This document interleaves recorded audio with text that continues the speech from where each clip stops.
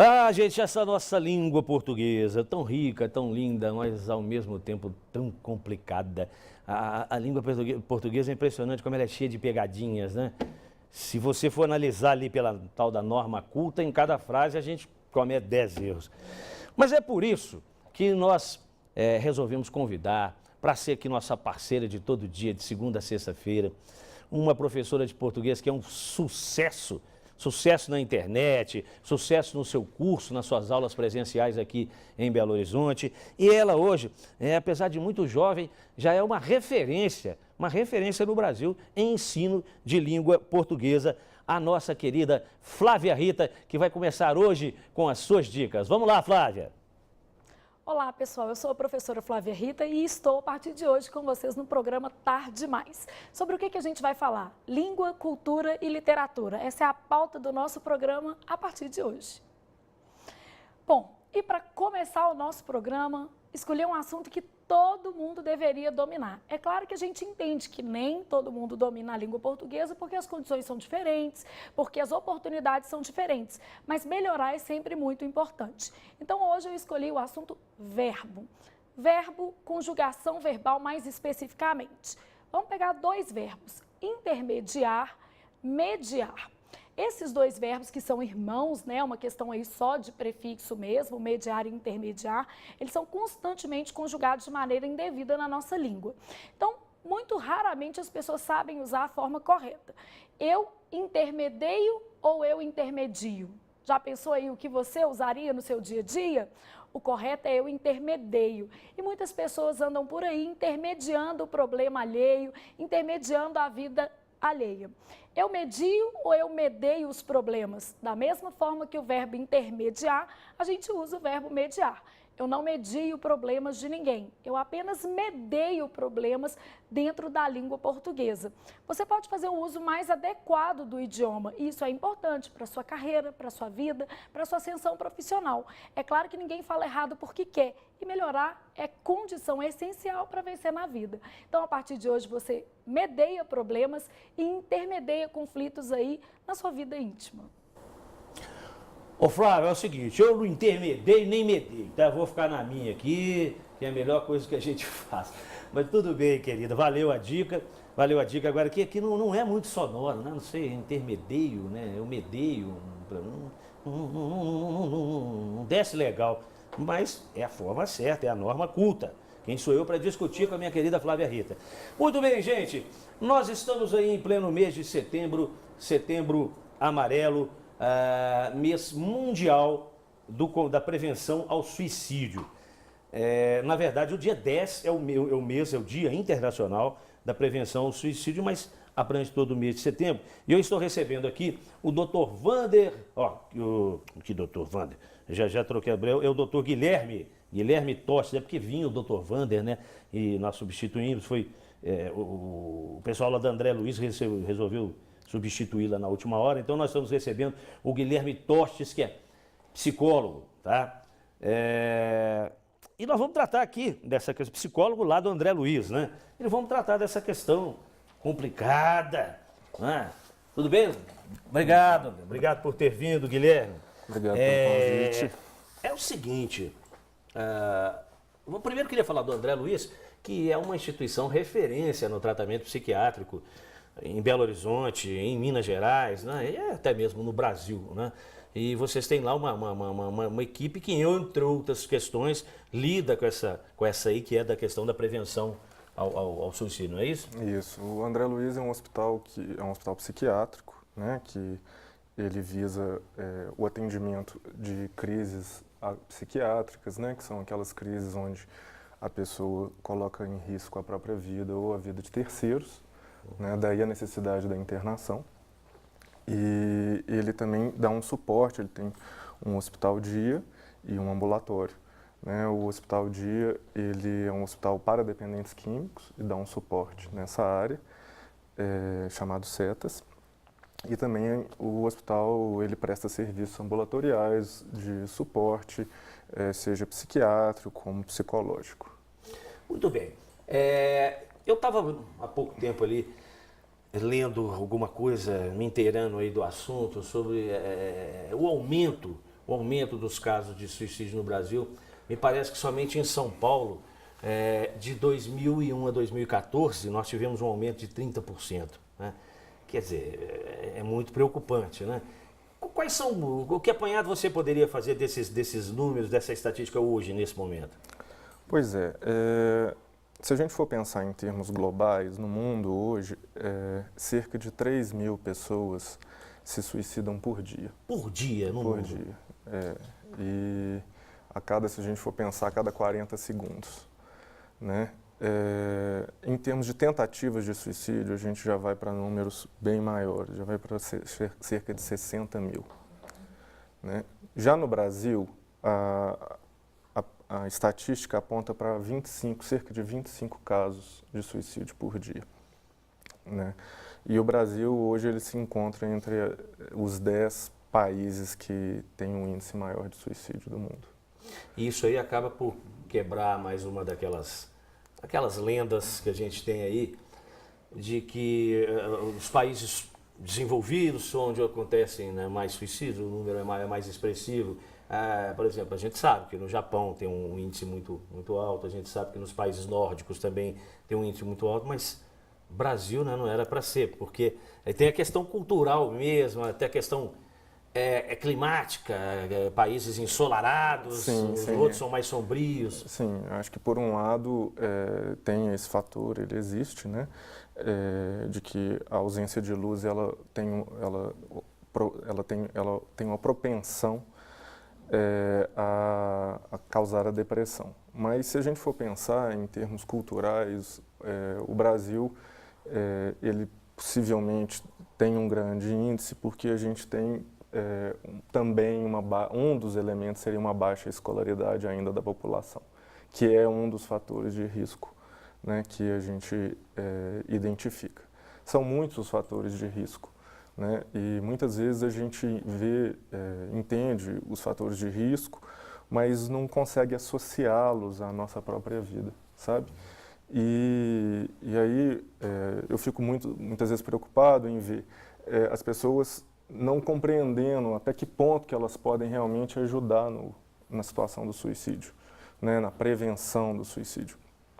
E que, de alguma forma, ele está muito próximo, né, ele não é muito falado, muitas vezes a mídia não fala sobre o assunto, fala simplesmente em setembro, né, quando resolve abordar, porque são assuntos que muitas vezes não são muito agradáveis.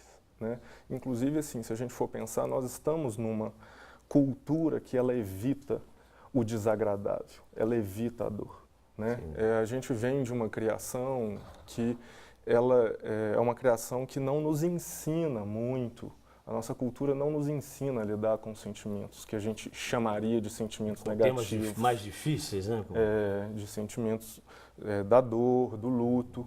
Né? A gente tenta se distrair, né, através de hipersensorialidade, seja a hipersensorialidade do uso de um entorpecente, seja através da hipersensorialidade por outros estímulos, ou mesmo outros tipos de distrações que a gente vai identificar.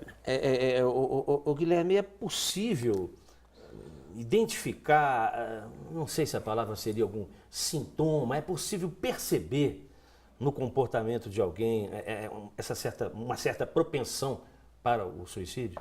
Sim, é possível, sim. Agora, eu acho que o primeiro ponto, né, é esse interesse pelo outro. Porque se a gente for ver, a nossa sociedade ela está trabalhando de tal forma que nós estamos tão pressionados a ter que produzir, a ter que conseguir manter nossa família, a mantermos nossos filhos, oferecendo uma educação de qualidade que é paga, muitas vezes oferecendo um plano de saúde, porque de alguma forma, para a gente conseguir manter aqueles elementos fundamentais de sustentação da vida, nós estamos numa situação que não é fácil. E isso gera todo um estresse familiar, isso vai gerando todo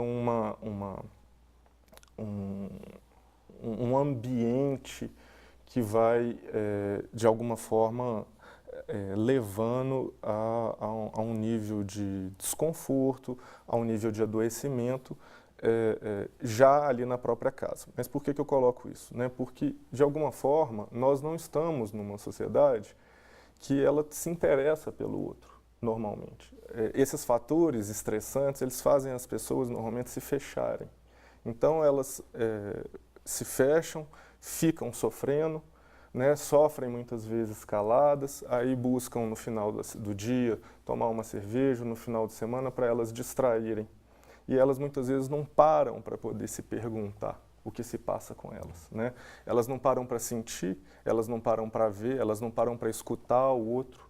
E por não pararem, de alguma forma, nada lhes acontece, porque se a gente for parar para pensar, a própria condição da experiência humana, ela vai se dar no ato reflexivo, que é onde a gente para poder respirar, para poder se escutar e, por sua vez, se voltar para o outro, né? Então, para a gente poder parar para se voltar para o outro, primeiro a gente tem que parar para poder se voltar para si, poder se entender, escutar os próprios sentimentos, compreender que muitas vezes aqueles sentimentos de dor, aqueles sentimentos mais negativos que a gente chamaria, né, de raiva, todos têm um sentido que devem ser compreendidos e, por sua vez, nessa compreensão de si, eu consigo criar um espaço para eu poder me voltar ao outro,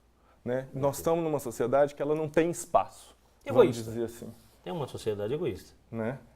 E se a gente for pensar, muitas vezes, a gente vai dizer, mas o fator disso, fulano é egoísta.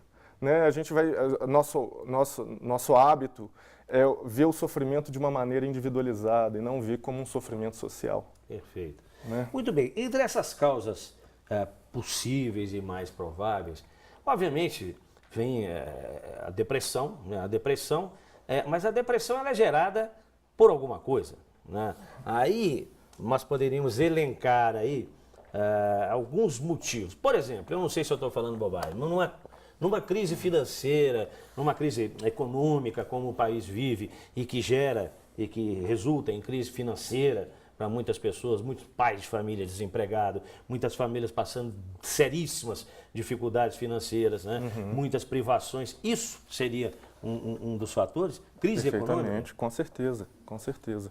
Se a gente for pensar, né, a vida humana ela se dá no campo da compreensão, no campo do saber, né? Então, se a gente for verificar, quando o horizonte que eu tenho de compreensão das coisas é o horizonte que vai me permitir ter liberdade, é o horizonte que vai me permitir ampliar a minha lida com as coisas. Por exemplo, enquanto eu não sei mexer num instrumento, não tenho saber sobre aquele instrumento, eu não tenho como lidar com ele. A gente não para ter atenção como é importante a gente conhecer as coisas e conhecermos também a nós mesmos. Por que eu falo isso em relação à depressão? Porque a depressão ela vai muitas vezes acontecer também como consequência de uma alienação que a gente faz da gente mesmo, dos nossos próprios sentimentos, das próprias questões que nos acometem. E em função disso, né, desse distanciamento, a gente vai tendo toda uma construção, muitas vezes racional sobre as coisas, mas o que a gente sente em relação às coisas não é cuidado, né? Não é muitas vezes incluído e não é considerado. E, por sua vez, as consequências disso são catastróficas, né? Bom, eu acho que já foi colocado, de uma certa forma, o que nós podemos fazer, assim, no sentido prático mesmo, o que a gente pode fazer para ajudar uma pessoa quando a gente percebe um mínimo sintoma ali de depressão, de angústia. Mas acho que isso foi colocado, o diálogo, né? Diálogo, mostrar a presença, né? Olha, estou aqui. Isso, exatamente. Não seria por aí? Pois é, se a gente for olhar em termos assim ideais, a questão da presença, primeiro eu preciso de resgatar a minha presença comigo, para conseguir me voltar ao outro. porque senão corre o risco, como hoje tem muitas publicações no Facebook, né, que falam eu me disponibilizo para desabafos, conversas, conselhos. Você vê uma intenção boa da pessoa, mas não basta ter essa intenção, ela tem que ter realmente uma abertura para o outro, e ter uma abertura para o outro é muito difícil. Ter uma abertura para o outro implica num certo autoconhecimento, nessa questão de eu ter um espaço, né? Agora, é essa abertura para o outro, é essa presença que realmente vai fazer a diferença. Faz toda a diferença. Né? É exatamente assim, a gente ser tocado pelo outro. E muitas vezes a gente acha que escutar é ficar dizendo para ele o que ele deve fazer. E aí a gente não para simplesmente para tentar entender o que está se passando com o outro. O que né? aquela pessoa está querendo dizer, o sentindo, que ela quer dizer. Né? Exatamente. É verdade. Muito bem, nós vamos ter aí um dia, não é isso? Um seminário, não estou falando. Uma palestra. Uma palestra. É só um dia, lógico, é só um dia, uma palestra sobre a prevenção, né? Isso. Ao suicídio. Que vai ser lá no hospital André Luiz. No Hospital André Luiz, aí sim, pelo Dr. Vander Lemos, sim. Que vai estar amanhã lá fazendo essa palestra, a partir das 19 horas. E Amanhã, então vamos repetir, amanhã, a partir das 19 horas, no Hospital Espírita André Luiz, isso. Que fica ali no bairro Salgado Filho, não é isso? Perfeitamente. Na rua Úrsula Paulino. Isso, número Úrsula 7. Paulino, número 7. Isso. O Úrsula Paulino, número 7, no bairro Salgado Filho, aqui em Belo Horizonte, uma palestra sobre a prevenção do suicídio. Isso. As inscrições para essa palestra são necessárias serem feitas com antecedência no e-mail sac@heal, né, de Hospital Espírita André Luiz, .org.br. Então, repetir aí, SAC, S-A-C, né? Isso, arroba EAL, né? EAL, que é a abreviação de Hospital Espírita André Luiz. Isso, .org.br. Maiores informações também no telefone 31 15 26 44. 31 15 26 44. 31 15 26 44 é aqui em Belo Horizonte. Muito obrigado, Léo. Foi bacana o papo, bem esclarecedor. E se você puder comparecer, se você tem interesse pelo tema, não deixe não, porque o Hospital André Luiz, como eu disse, é referência aqui em Minas Gerais, em Belo Horizonte, em Minas Gerais. Eu tenho certeza que vai ser uma palestra muito interessante. Muito bem, nós vamos fazer um rapidíssimo intervalo comercial. Voltamos daqui a pouquinho com a nossa sessão de cultura inútil. Hoje tem os carros mais velozes do mundo. Vamos ver, tem música da boa. E tem também, nós estamos acompanhando aí de pertinho, linkados lá com Brasília, com a questão aí da cassação do Cunha. O Ivan, nosso câmera aqui, está chorando, tá muito triste, está lamentando profundamente, porque ele andou com aquelas camisetas, nós somos todos Cunha, então agora ele está pensando numa finalidade para essa camiseta, mas eu tenho uma ideia aqui para passar para ele. Muito bem, gente, daqui um minutinho.